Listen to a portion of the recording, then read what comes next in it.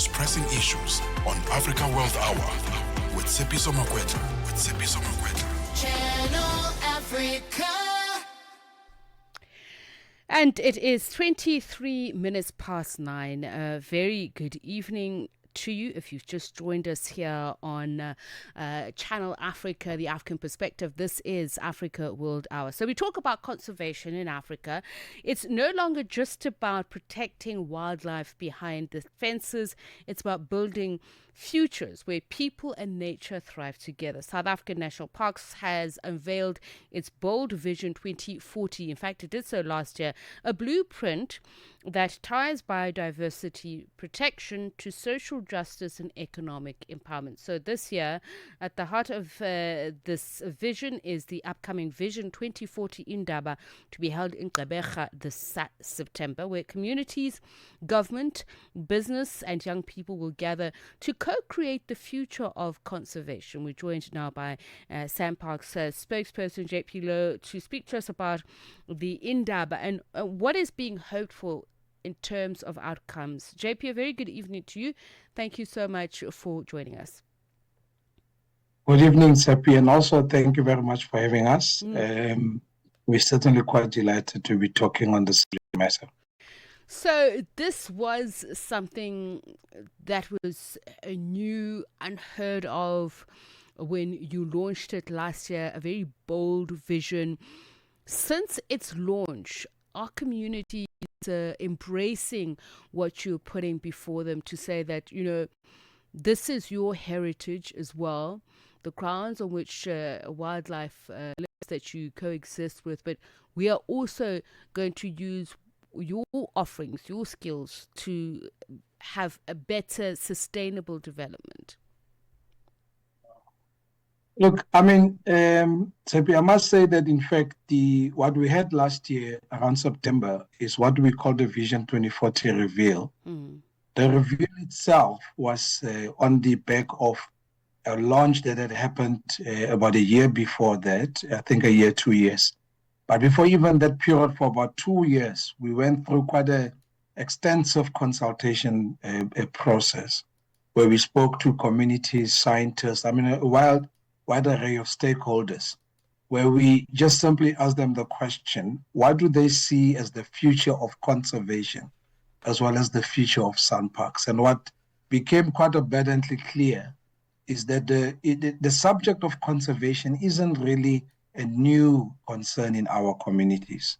It's just that when you look at things like Western African dynamics and the likes, you know, we use more scientific terminologies such as climate change adaptation, resilience and the likes. But our people for many, many, many years, I mean, what we refer to as indigenous knowledge systems, have long lived with nature. So the thing that has come out very strongly, really, from last year, and even setting us on a trajectory into the future, is that in communities in particular, there's quite an interest in conservation. Many people see this as part of their own heritage, and they want to see a future where that heritage of theirs doesn't go to waste. But of course, there's another dynamic to this, which is that the manner in which we went about conservation management has been very exclusive in nature. And when we talk of Vision 2040, we are now looking at a future where we want to be much more inclusive and very intentional about it. We want a conservation of the future that is owned, managed, and directed by people. And this is the mega living spaces, landscapes that you're speaking of. Indeed. And itself, it's actually a simple concept, but I know another big term, but the most simple way to explain it to you is that think of a national park anywhere in the country. Now, any national park has a neighbor. It's either it's farmers, or it's a community, or any other type of interest. Could be whatever business as well. There could be another game reserve, or it could be, in fact, a nature reserve that's owned by a province. And then that particular neighbor to the national park itself has another neighbor, and that other neighbor has another neighbor. So in the mega living landscape, what we're saying is that this wide array of neighbors must now come together to become part of South Africa's conservation estate. And it means, therefore, that when we talk conservation, it shouldn't end just where the border gate or the fences of the national parks are at. We now need to have the type of conservation that says, if it is so that, let's say, through tourism, you have all these benefits that are flowing into other Elephant National Park, as an example, or Kruger National Park, or Mountain Zebra National Park, any of these national parks. Can we now start to design this in such a way that the community that is next to this park also benefit? Even farmers, by the way, can this be designed in such a fashion that they start to see how they can benefit from conservation? But at the same time, if they then participate in this conservation estate of South Africa, what are the rules for them? What kind of pesticides, for example, can they use as a farmer? What kind of waste management systems do we have to introduce? So we have to look at a whole range of things about what does it mean to be in a mega living landscape, to both be a beneficiary of conservation as well as a contributor.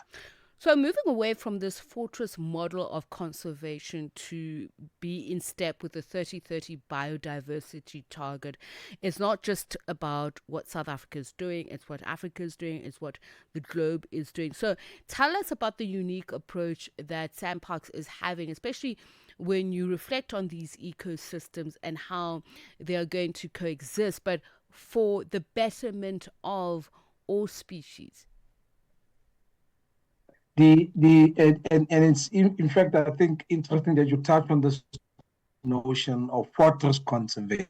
The terminology that I use, that we are saying while you moving from fortress conservation to convivial conservation, which really in simplistic terms means inclusive conservation. It's happy that when we talk of fortress conservation, there were very unfortunate elements that came about from it, but not all of it was bad, because we had fortress conservation, we were able to make sure species like Bont of Bok, for example, can still exist today, or other species parks. You'll find people's graves there, a grave that has been there for a long time. So it shows you that people have been removed from these landscapes. So now what we are wanting to have is a future where all of these neighbors of the North speaking about are not just neighbors who gets consulted, who gets offered participation and benefit, but who now sort of like co-own the future. So it means that the manner in which SANParks wants to engage them is where together we make decisions. We hold each other accountable as well in this future. And linking it back to Africa, I must say, when you go the further up to the north of Africa, what's interesting is you actually have very, very large landscapes there already, with some of them not even having any fences at all, where communities are interacting with wildlife as well in some instances. And of course, you do have wildlife conflict. You even have it in our own country where there are still fences. So there are things that Africa can look towards from our side, even things we're doing around climate change strategies we are implementing and the likes. But we also have quite a lot to learn from the northern parts of Africa as well. So as a continent, I do think that the sharing of knowledge sort of like goes in all directions, where we can take some very valuable lessons from one another. Mm. When you're speaking about that, JP, I was actually thinking about it. I was trying to find the exact name of the lion whom the community had concerns about, because they were saying he was behaving very strangely, and SANParks said, actually, no, we have tracked him and we found that actually he's fine, etc. But it just introduces that idea of that intimacy between the land, the people, the wildlife, and obviously other ecosystems. So you want to bring about almost oneness, where the one cannot be divorced from the other. So tell me why Gqeberha for the site of this Indaba, and how are you going to communicate this to businesses, young people? It's various sectors that some would not, when thinking conservation, would have been brought together in one room. Yeah. Look, I've been asked this question a few times, Tepi, and the one thing I do say to everybody is, first and foremost, the choice of Gqeberha is not so much because it was the only place we possibly could have gone to, but that doesn't take away its significance, because currently SANParks, the mega living landscapes we've been talking about, Gqeberha itself falls into one of the four. It's in what we call the Greater Aldo MNL, that being the mega living landscape. And I think going to Gqeberha, what it does is that it says to you that we are in an urban area. This urban area is not a national park, but we are saying it is part of this conservation estate. Within that area and its neighbors, if you understand the communities that are all partaking in the livelihood of the city itself. And also, we talk of landscape, but we also talk of seascapes, actually. Because in SANParks, if you go to areas like Tsitsikamma, for example, we have the Tsitsikamma marine protected area. And we also have protected areas, marine protected areas that are related to Ado Elephant National Park. In fact, we always say that Ado has the big 7 compared to other parks that are having the big 5, referring to the great white shark and as well as the whale there. So Gqeberha gives us that opportunity to firmly communicate the message that says conservation is not a subject matter that just belongs in the national park. But then also that says it can happen in this area that's linked to a park like Ado Elephant National Park, but there are other, in fact, 3 significant parks to link to the storyline that will be part of the mega living landscape, which is the Mountain Zebra National Park. If you move further north upwards from Ado, there's also the Indaba National Park. But also when you go sort of like towards the Cape Province, the Garden Road National Park would be part of this greater Ado mega living landscape. So that's really the connection with Ado. Ado with Gqeberha, it's a city, a metropolitan, issues of transport access, etc., etc. So it brings about all of those conversations about economic benefit, how you create the linkages. There's been all these challenges in this part of South Africa about job losses. So you do want to talk about conservation and say, hey, this is a sector that actually also could play a role. If we develop it all well together, we could not necessarily commit and say we can mitigate all of the problems, but certainly we can talk about useful economic contribution to the area of the Eastern Cape through this mega living landscape. Hence also even a venue like Gqeberha being quite appropriate. JP, unfortunately, we have run out of time, but it would have been great to hear about your vision strategy, particularly focusing on women and children, but I'm sure there's still ample opportunity to talk about that, but to also look at how heritage and identity tie into this, how the cultural stories will bring about pride. But we'll leave it there for now. Thank you so much for speaking to us, JP Louw, spokesperson for South African National Parks, speaking to us about the upcoming Indaba in Gqeberha on Vision 2040, a new way of viewing and enacting conservation.